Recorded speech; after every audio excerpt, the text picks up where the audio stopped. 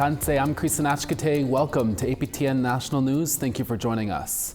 The chief of Pimicikamak Cree Nation, David Monias, says plans are underway for evacuees to return home. However, no official return date has been set, and he also warns more evacuations could be on the horizon if the weather becomes more hot and dry. As for the wildfires, officials say so far this week the cool weather is cooperating as firefighters do their work and are trying to put out hotspots and flare-ups in some areas. Officials say they are expecting more warm and dry weather in the coming days, which could cause more smoke in Cross Lake and Pimicikamak. They also predict the fires near Pimicikamak will slow down in the next week and a half, which could prompt evacuees to come home, but again, no official date of return has been set. The province of Manitoba says the fires near Pimicikamak is now more than 58,000 hectares in size and is still out of control. Pimicikamak is located almost 800 kilometers north of Winnipeg. Here is what Chief Monias had to say to band members waiting to go home. All of us are wanting to go home, and all of us are missing home, and all that stuff that people have been reading. Yes, I understand your frustrations, and I understand that that it's difficult being here.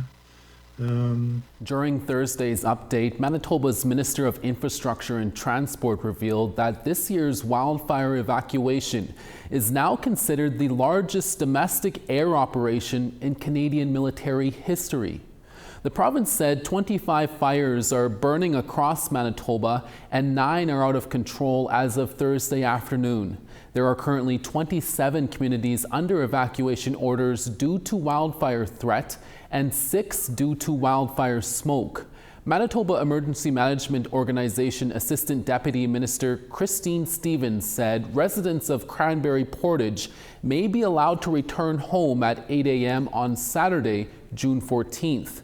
Infrastructure and Transport Minister Lisa Naylor provided the following information for evacuees to counter conflicting information being shared on social media. So I want to clarify that evacuees do not need to travel to Winnipeg to verify their identity to receive financial support through the Canadian Red Cross. The Red Cross is validating evacuees' information without requiring travel through local in-person meetings and through phone interviews.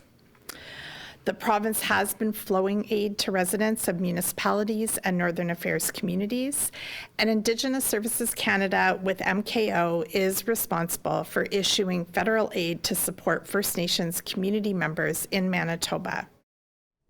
To Ottawa now, where Prime Minister Mark Carney's Liberal government held a press conference on Thursday to give an update on the wildfire situation.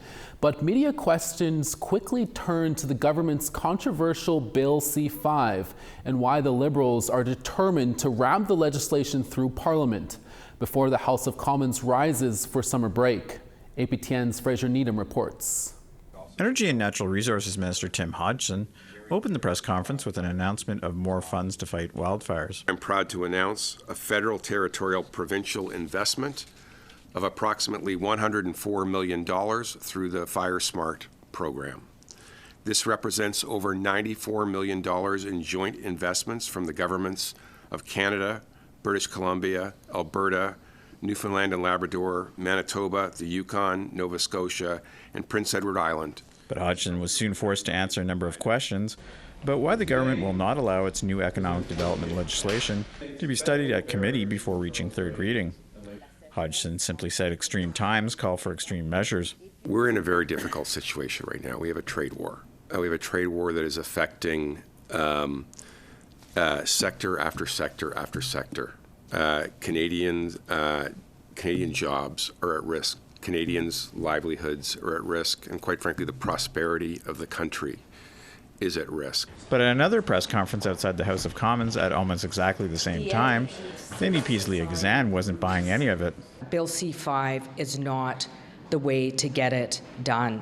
It provides ministers and cabinet with massive unprecedented government overreach to make decisions on what they feel is nation-building project, usurping constitutional obligations, usurping rights contained in Section 35 of the Constitution. The proposed legislation will do a number of things, including streamlining the approval process for energy pipelines through one office and reducing the time to do this from 5 to 2 years. But organizations like the Assembly of First Nations say things are moving too fast and they need more time to do proper consultations. Hodgson was asked why not wait a few more months and let Bill C-5 proceed at a normal pace through Parliament. You should ask that to all the auto workers who are losing their jobs, to all the aluminum workers who are losing their jobs, to all the steel workers who are losing their jobs, to all the forestry products people in small towns across the country who are losing their jobs. Every day our economy is being attacked. Every day we are losing jobs. We need to fight for those people. We need to move. The Prime Minister says he would like to see the legislation passed into law no later than early next month. Fraser Needham, APTN National News, Ottawa. As fire crews continue to fight wildfires in northern Saskatchewan, their efforts are showing some progress, and some evacuees are getting ready to return home. In La Ronge, residents are now able to come back home. Although the fires no longer pose an immediate threat, residents know that returning home will involve an intense cleanup and some lost businesses. APTN video journalist Rachel Mays spoke with 2 La Ronge residents who've already returned. And the knock on the door was so loud, and so I opened the door and there's a cop standing there. We have to leave in 10 minutes. Bernadette Yuya describes the moment she had 10 minutes to gather her 5 children, bring her dog to a safe location in La Ronge, and board a bus to leave her home. She says it was right next to the bush where fires were spreading quickly. She left with just her purse, a bottle of water, and the clothes on her back. Yuya and her children had been staying at Sturgeon Lake First Nation during the evacuation. On Thursday, they returned to a home not damaged by the fire, except for soot and ash debris outside. Yuya says she is happy to be home, but thankful for the generosity of Sturgeon Lake. These people are amazing. They treat us well and with respect and love, and they took care of us. Although her family and others were well taken care of during their stay, she stressed the government needs to consider families when evacuating communities. Us women, we need space, not the community hall with our 5 little ones, 5 2-year-olds, 1-year-old and crawling.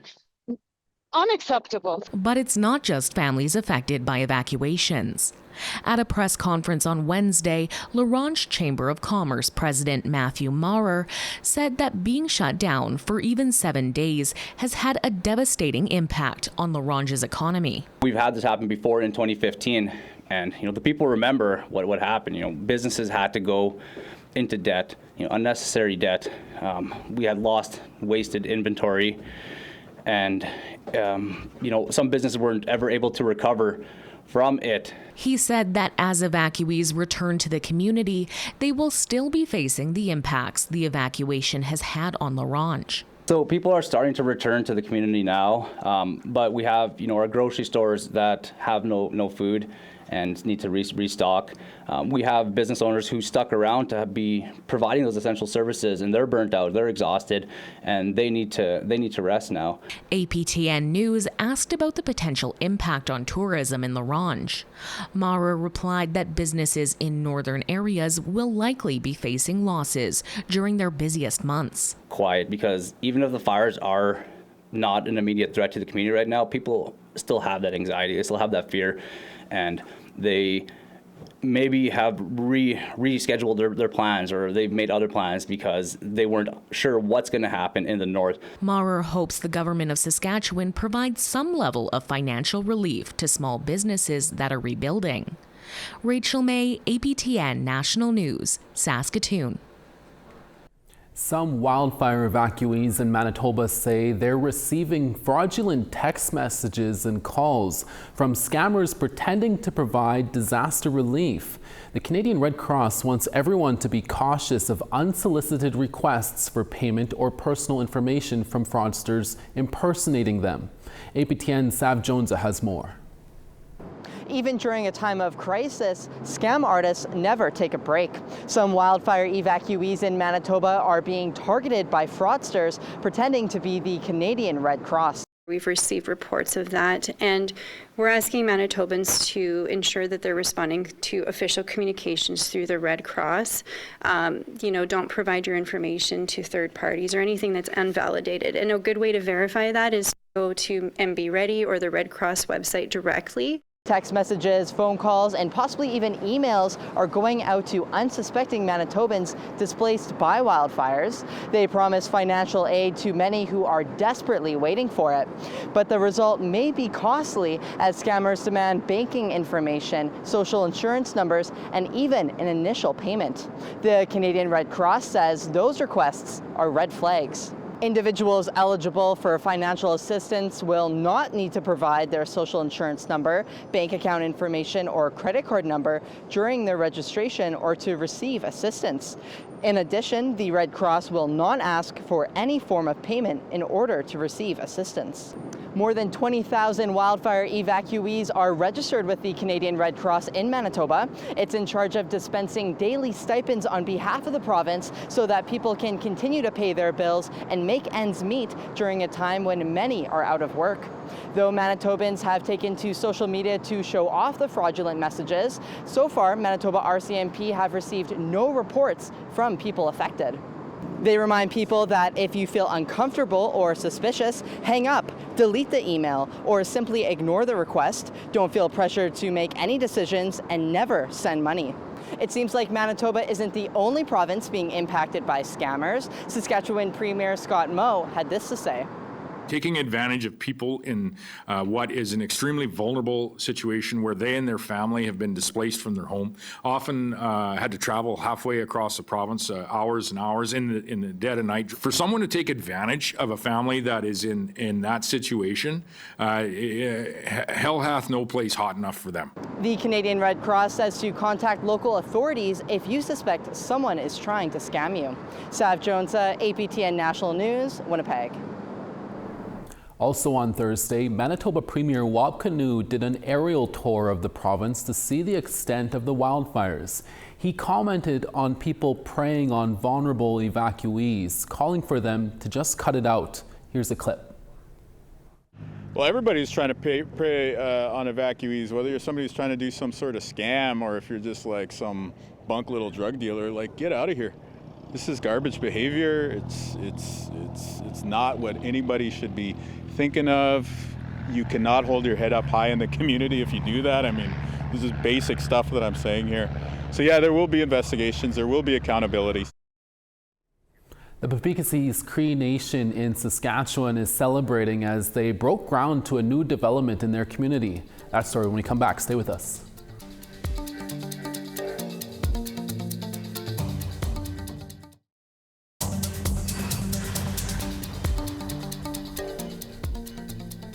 Welcome back. The Assembly of First Nations has postponed its annual General Assembly that was set to take place in Winnipeg next month. The postponement is in response to the ongoing wildfire situation. Originally set for July 15th to the 17th in Winnipeg, it will now take place from September 3rd to the 5th. The AFN Executive Committee says many communities are actively engaged in emergency response efforts and current conditions are impacting travel, accommodations, and the ability of delegates to participate in national gatherings. Earlier this week, the province of Manitoba called on Manitobans and Canadians to reconsider non-essential travel and events to help free up hotel rooms. More than 20,000 people are currently evacuated in Manitoba. Premier Webquay has hinted at using emergency orders to free up rooms for evacuees. The closest First Nation to the Ring of Fire mining development in Northern Ontario has released a draft environmental assessment and impact statement for the Webquay Supply Road. Webquay First Nation sees the 107-kilometer, two-lane, all-season road as much more than just a road. They say it represents a pathway to economic opportunity, connectivity, and hope on Webquay homelands. The release of the studies comes amid widespread First Nation opposition to Bill 5 legislation that would create special economic zones. Ontario Premier Doug Ford said the Ring of Fire, home to many critical minerals, would be one of those zones. The Webquay Supply Road would connect the First Nation 525 kilometers northeast of Thunder Bay to existing mineral exploration activities and future development areas in the Ring of Fire. The road would have 31 water crossings and use 6 bridges. The nation says the project would create opportunities for local employment, business growth, and skills training during construction and long-term operation. The project would also create more than 200 jobs and take 5 to 6 years to construct and complete. 22 Indigenous communities now have a 60-day period to review the studies. The formal public review period will begin later this summer. It was a monumental day on Thursday as the Pimicikamak First Nation broke ground for a funeral home that will one day allow Indigenous people a chance to mourn their loved ones using their traditional ways. CTV's Damian Smith has more. These are the first shovels in the ground for a new First Nations developed funeral home planned for this plot of land in the hamlet of Lorley. We are actually in the right place for a funeral home right here, just to help out everybody in business. Pimicikamak Developments is building the new 9,500 square foot funeral home, and it's something the First Nation and surrounding communities say is needed in the area. Many of our membership from Pimicikamak and the File Hills grew up in this town. They lived in this town years ago. And we thought this would be ideal, right off the number 10 highway. Anybody drives by, you're going to see this beautiful new building sitting here. Indigenous Services Canada has also contributed more than $1 million towards the project, and the location will allow people dealing with the deaths of loved ones to do so much closer to home. It will also provide services tailored to traditional Indigenous protocols, practices, and cultures. We wanted a place where we can actually have our protocols, our smudging protocols, and whatnot, our feast protocols. You go to other funeral homes and you're not allowed to light the sweet grass or any kind of smudge, and we wanted to bring that back. We do a lot of sage and burning of tobacco, and so we built in a filtration system here that you'd be able to have ceremony inside of the facility here, and all the tobacco and the smoke would get sucked out of the building here, and that's not really common in a lot of buildings. Now, according to PDL, 50 members will be working on the construction of the funeral home, which is expected to be completed sometime by September of 2026. And then eventually, once fully in operation, 5 to 10 full-time staff members will be working at the funeral home. Damian Smith, CTV News, Lorley. We now want to tell you about this week's 3 web poll questions. Over on our website, we ask, have you ever felt judged because of a visible tattoo? Your answers are often, sometimes, never, or I don't have any visible tattoos. Our second question we ask, do you understand the federal legislation that promises to speed up projects of national interest? Your answers are yes, a little bit, or no. And our third question, do you agree with the federal government increasing money on military spending? And your answers are yes or no. Go to our website at aptnnews.ca/polls to cast your ballot. We will post the results next Monday. Time now to head over to BC, where APTN video journalist Tina House tells us what she's working on. We're here in Merritt, BC, where we brought you a story of 24-year-old Miguel Mack, who went missing over 2 years ago. Sadly, his story has come to a very tragic conclusion. We'll have more on that story coming up very soon.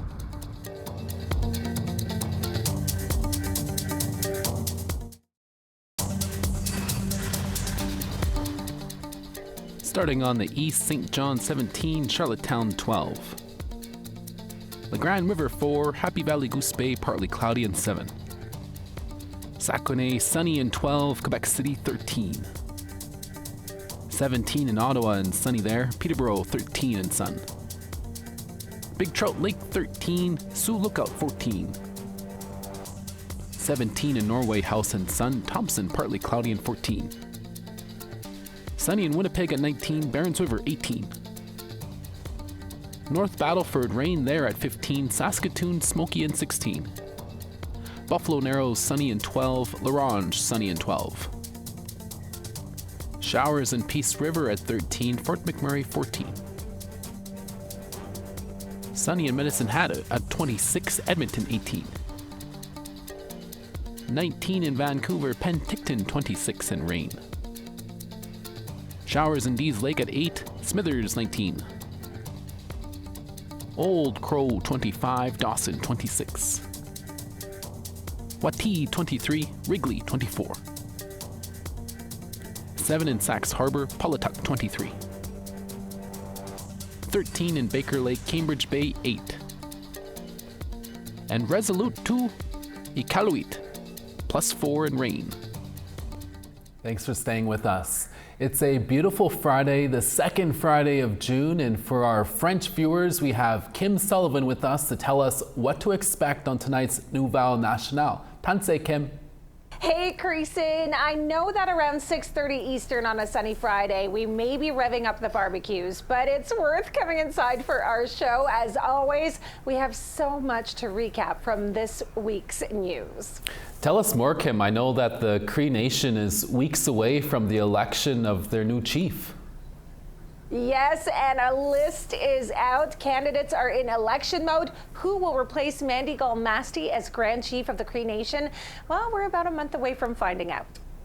Speaking of months, June is History and Heritage Month, and last week featured 4 great Indigenous books to discover. Anything this week? Yes, well, we're staying in the art realm.